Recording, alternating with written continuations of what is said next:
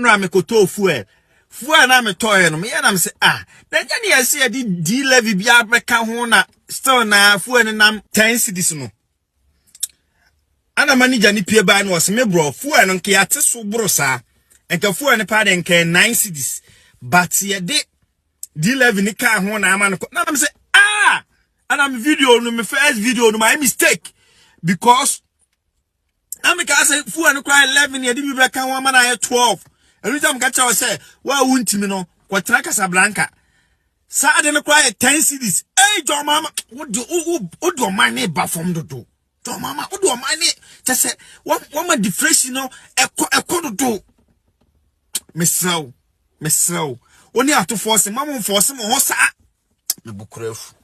For this particular levy, at the first instance, the government is charging the people of Ghana 8%.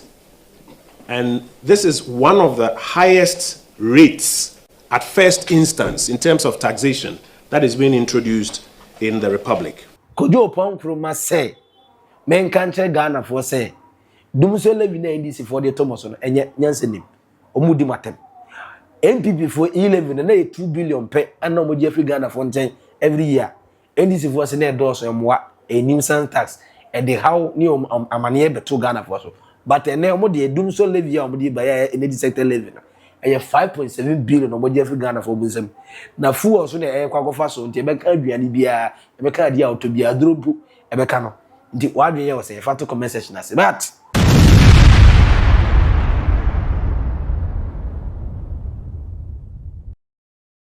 Kojo Oppong Nkrumah, the man that some call corn, the man that some says after the days in journalism, you say Oko journalism is about fair, objectivity, credibility, integrity, being the balance, being the medium, in between the right and the wrong.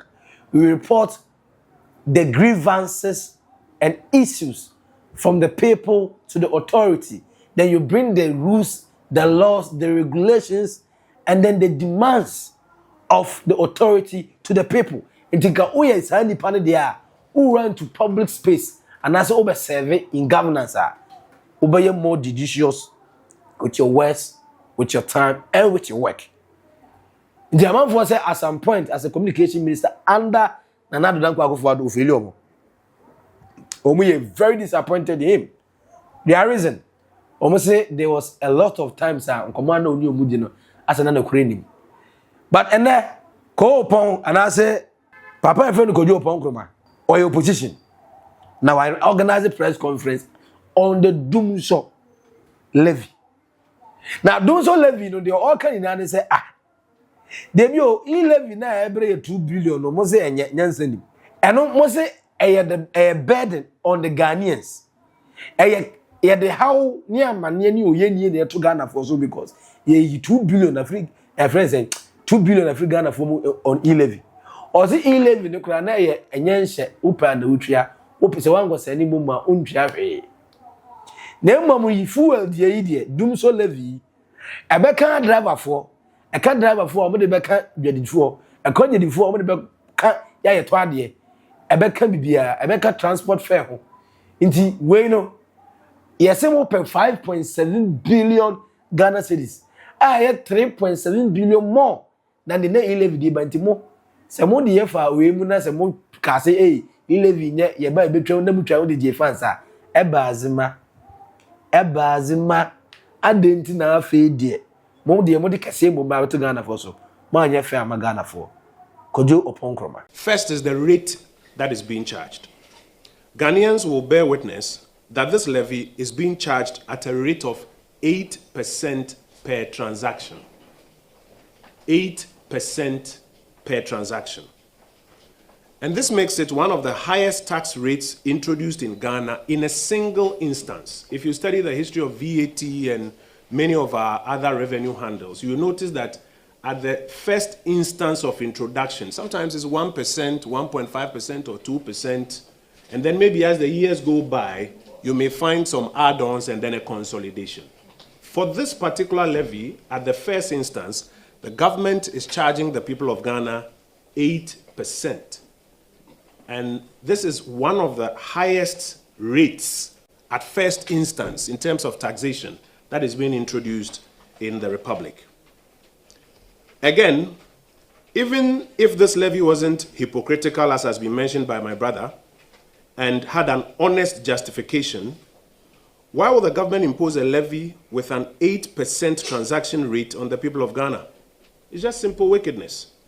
And to think that this 8% is on every gallon of fuel, actually cascading down to every liter of fuel, to pay for the inefficiencies in the energy sector, is simply a stab in the back of many people who believe the government at their word that they will not impose levies to pay for the inefficiencies in the energy sector.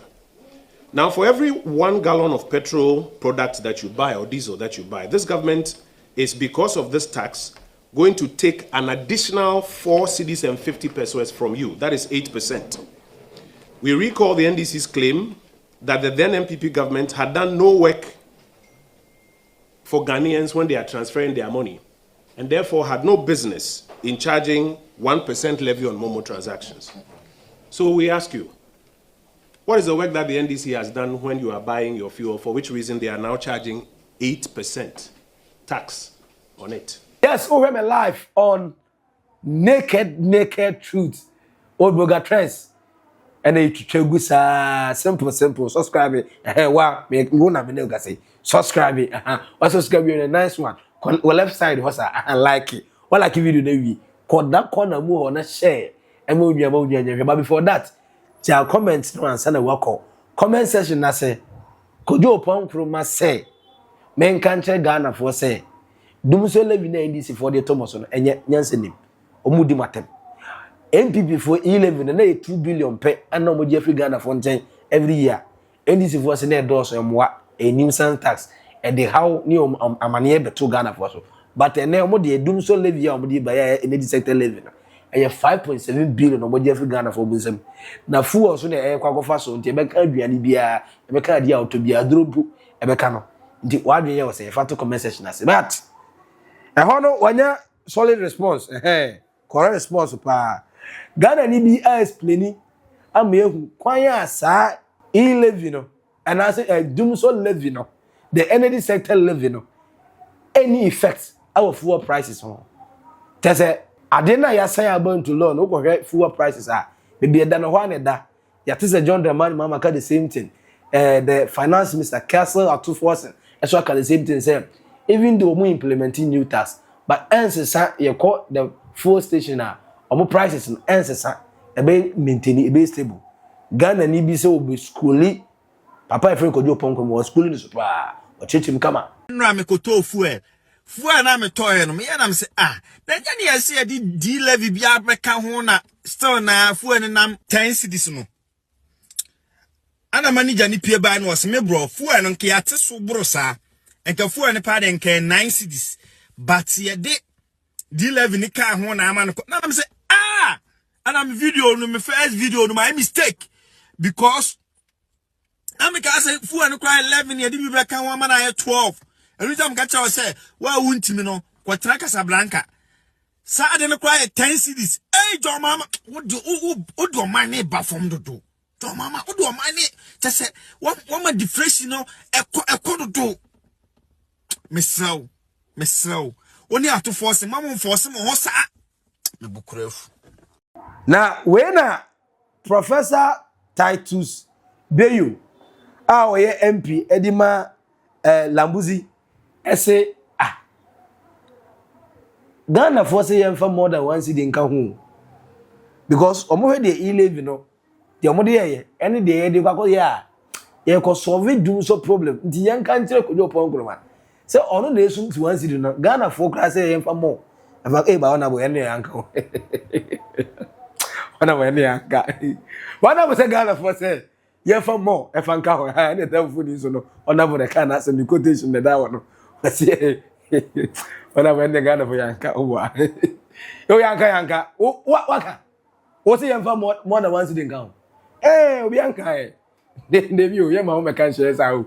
Why did you know I say 5 months mu a good boost mu. Tin I say come as me team come as me. Monto was you mama em feel. Aha. But Kojo Oppong Nkrumah I have to was. Sa comparison bi wa you know dey here. Paying tax there necessary mama bia. The only painful part they say after paying the tax you use it for the right purposes. Not tax na you try no. You do big girlfriend e kwa America amana kwa Chile. Obi ko renegade oh Dubai obi to once fee e dey amana get from here tax ke try for specific duty. Some kwasa say na mo ya CMP. But apart from that dey say mo duty a tax na mo dey dey pay na ye ho nhan more. Why don't we like it? Because I wouldn't prefer in any single time say me like be do. The material me ye and one na me so me didi. So why will I prefer say like be do? Na me timi na me see your stories. But say light ni be do na ebe kame. So over me once the now the ampa o the best of it. Na me nan so den kan tell me say maintenance bi wanti 2 days 3 days. Na me nya light ankwa asem so man tibia ka me okay. Ba mo beji sikai. Somebody be ye. I don't asem because NPP NDC for na maban. Munye sent yam go for move free heaven. E yam kro ya na last 8 years. John Jinapo last 8 years no Minister of Energy the same thing. One or she say Julius Debra on one and chief of staff, and on one and chief of staff. Felix Ozu Kwachi be oh yeah, one no ye. Few ones been Irish for bush in the Mofri Aqua, the same place na neighbor born on there. ABM 8 years experience. Experience no, it can be two things. Experience and have very much secret cry young.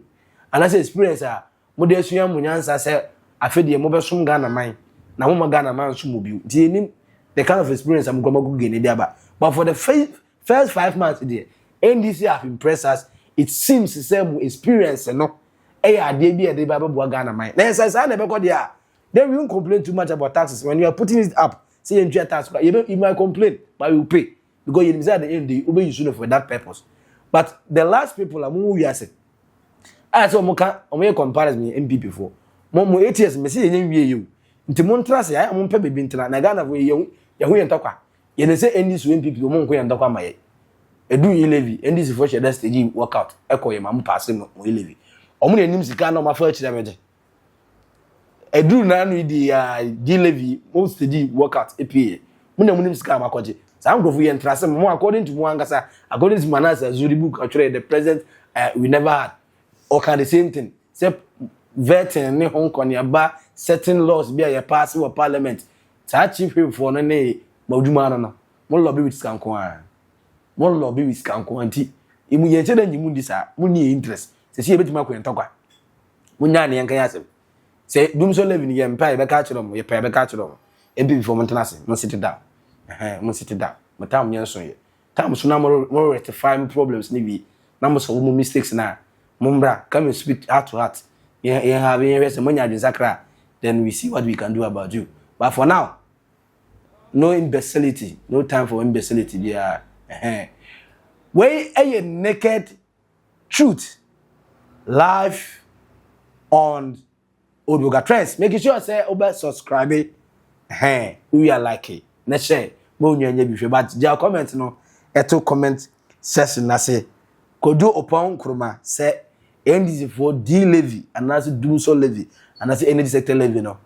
How are they bring Ghana a 5.7 billion Ghana cedis for a year every year? How no they bring Ghana? Now more than 3.7 billion rather more than 2 billion of E-Levy and NPP for the two Ghana for so na moja. NDC for say enye airtime. Nti Ghana for dinner so to abama NDC for. O say afi di bukata e bibiwi bu.